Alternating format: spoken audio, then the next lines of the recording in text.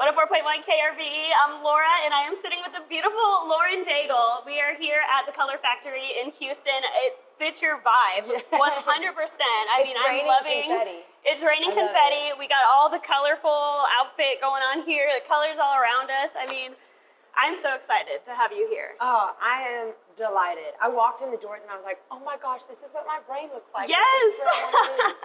And then Rodeo Houston tonight. Yes. First time. First time playing a stadium. Yeah. This is the largest show I've ever played in my entire career. And the first time to the Houston Rodeo, which we grew up in Lafayette. So that's only like 3 hours away. And my sister on the way over was like, do you know how amazing the rodeo is? Because she would come. Loves it. My family is a big fan. Everybody's here. It's going to be a blast. What can we expect tonight? A lot of energy. Okay. Which I'm excited about. And then new songs. Finally. Yes. And then, I mean, everything about you is just, I love your outfits all the time. You always bring so much color. So I need a sneak peek at what you're going to wear. Okay. So I told my sister today, I said it's a little bit of, now my version, okay, of like artful Western. So it's like a two-piece set that has stuff kind of painted on it, applied to it, but it's very structural and like a solid denim. Okay. Like a lot of Western wear. You know, given the Lauren Daigle vibes, the color, I'm sure bringing that. Are you going to wear cowboy boots? I don't have cowboy boots, so I'm going, and nobody stopped me, but I'm going to the Western. They said there's like a store you could, Cavenders? Oh, well, there's a whole market there, at the rodeo, so I'm going to go get some. Well, we need Cavenders. Cavenders, if you're watching, you got to hook her up with some cowboy boots. she needs some. She's here in Texas now, okay? Yes. My sister on the way over was like, okay, this boot, my mom has her boots on it, and I said, I'm going to get some while I'm here. You don't have any boots in your closet? I have boots, but not cowboy boots. Oh, my goodness. I know. Mine are all like lime green and maroon and pink, and I mean, those are fun too, though. Yeah, those are awesome. And then, of course, rodeo food is a big thing here. Yes. I mean, you're in Texas. We do it What big. should I eat? I've heard everybody keeps talking about this rodeo food, and I'm like, is it like corn dogs on a stick kind of I mean, yeah, there's the classics. Okay. But then, like, deep fried Twinkies, you gotta do anything deep fried. They have pickled pizza. It's pizza made out of pickles? It's like pickles on the pizza. Okay, I would be into that. I mean, I love pickles, so that's like one of my favorite things. Everything, like, just walk around. Okay. You'll try it all. It's so good. Okay, It's going to be fun. And then, are you going to play your new song tonight? I know there's a new song coming. I am, yes. Oh, my God. Thank God I do. I won't say that it's at the end of the set, but it's maybe sort of closer to that side of the set. If there would be a song in the set that's towards the end. Okay, Thank God I Do. It comes out March 8th. Yes. So tell me more about the song for people who, you know, are obviously have not heard it yet. So what can they expect from that? Oh, well, it was a song all about kind of my journey through the COVID season, the 2020 experience. We actually started writing it back in, I guess it was 2021, right after that experience. And I wrote it with my dear friend, Jason Ingram, who I also wrote You Say with. And it was the first time we had written together in 3 years. Wow. And so I was like, okay, either I'm going to be so rusty or we're going to go in and get something.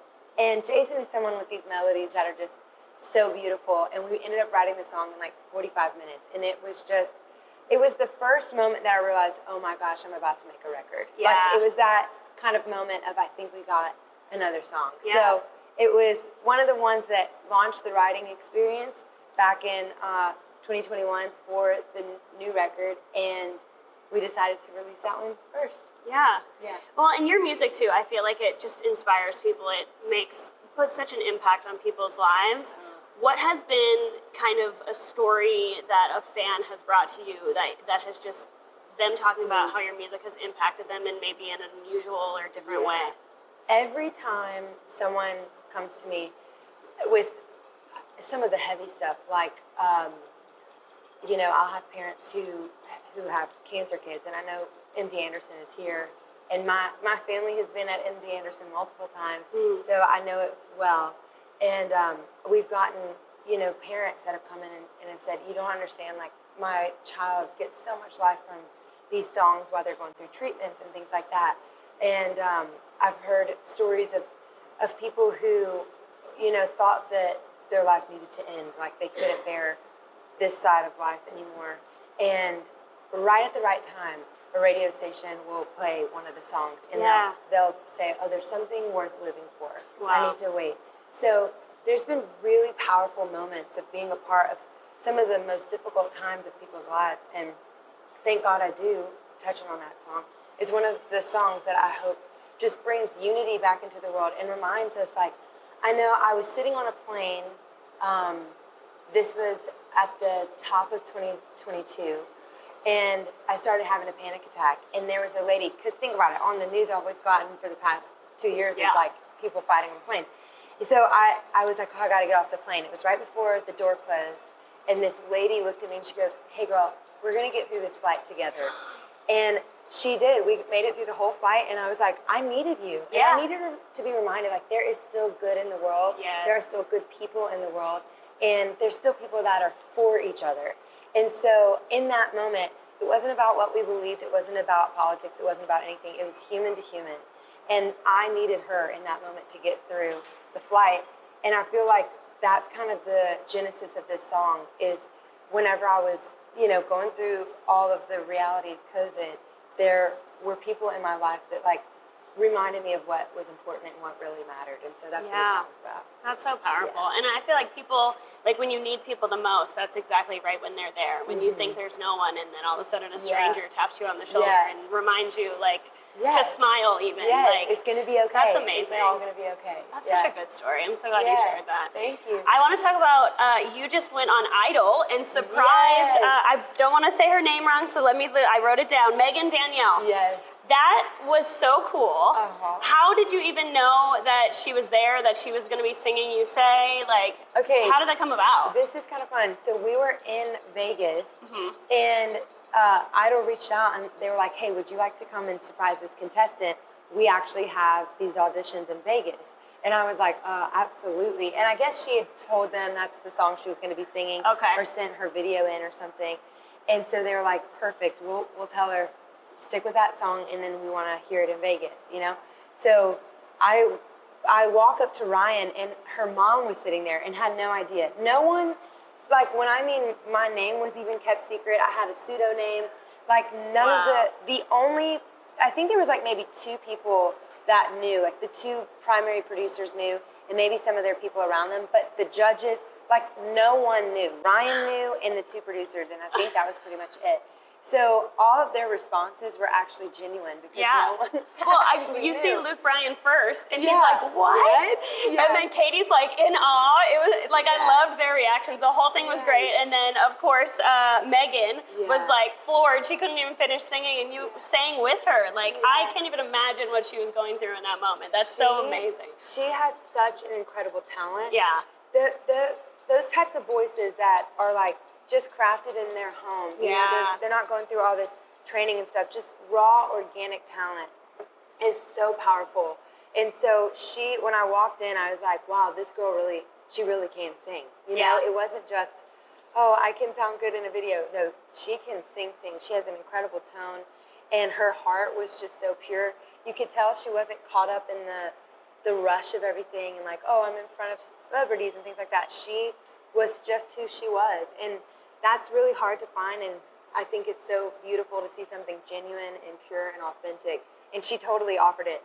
And her mom was also so surprised. Like, her mom was like, what? Like, she was trembling. It's like, it's just the best. It's the best getting to bring joy to people. Yeah. What was it like being back in the Idol environment? Obviously, like, going back to that, being where you are now. Yes. Oh, I love it. So, funny enough, it's the same producers on the show still that were on there when I was a contestant. Wow. Gosh, that was 13 years Forever. ago. Yeah. Whole lifetime ago. Yeah.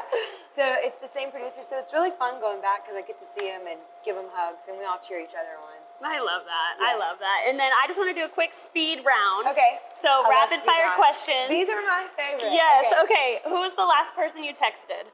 My mom. Aw. Yeah. Okay. Most famous person in your phone? Oh, I People always ask me this. Nick Jonas. Oh my God. I don't. My heart just skipped a beat. I was like, I'll get that number later. Just kidding. Guilty pleasure TV show right now. Oh my gosh, I need to watch. I don't watch TV. Really? Isn't it awful? No, it's not. You're probably too busy. It is. Tell me when I should watch.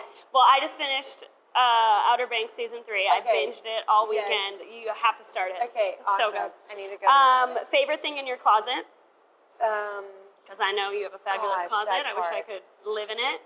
You're so kind. I would say right now. Okay, we were talking about boots earlier. Yeah. These pair of John Fluvog. He's this like quirky designer that he just brings so much oddity to what he does. So I have a pair of these boots that are literally lime green with pink God. laces. Those are my favorite thing right now. Where did you get them? At the John Fluvog Oh store. my God, yeah, I In need- Boston. need- Okay, awesome. And then what's a food that you tried once and you'll never eat again? Oh shoot, that's hard. I like literally every food. Gorgonzola and blue cheese. Oh. Those are the two things. If they never touch my palate again in life, I'm totally fine with it. Good to It's know. the weirdest thing because I like just about literally every single thing you can eat. I don't know of anything I don't like except for that. The stinky cheese. Gotta Stinky stay away cheese. from I'm stinky like, cheese. ooh. And maybe cheese curds. I don't think that's my jam. So good though. I know. It's not even the squeaky part. It's like I don't know if I like the flavor. There's Okay. something about it. It's so like cheese. You have a thing with cheese. Got it. And the irony is like I eat crawfish. Okay, so Yeah. it's not like it's too strange for no. No. I will eat crickets. I literally there's something about that flavor combined with the texture. All right. It's just a thing. Dream collaboration. Oh man, people ask me this, and I always That can change. The I answer can change. know. I would say I love Yeba. Her Okay. voice is like unbelievable to me. So like Yeba, Questlove, Anderson .Paak All together on one song. sounds amazing. Let's make it happen. Well, Quest and Anderson both play drums, but we could figure it out. And then what song do you have on repeat right now? Okay, speaking of Yeba, her live at Electric Lady, she did a John Mayer cover called Age of Worry. Okay. Go check it out. When I say I cannot get enough, I've just listened to it. I think I probably listened to it 15 times yesterday. Oh my God. I love her voice. So yeah, and that's why I asked that question, because it's like when you get in that loop of a song, it's just amazing. Yeah, last night our whole family's in town, and I said to my niece, I said, I gotta sing you a song to go to sleep, okay? And she's like, okay. And I sang that one. I was like, I love it. And did it work? Did she It's fall so asleep? beautiful. No, of course not. She's a party animal. She loves it. All right, well, thank you so much for hanging out. Looking forward to seeing you at the rodeo tonight. Yes, Have me the too. best time. And of Thank course, you. when the song comes out, March 8th, Thank God I Do, we will be streaming it, we'll be loving it, and we can't wait to hear it. Thank you so much. Thanks for having me. Yeah, get in here, girl. We'll hug. We're huggers.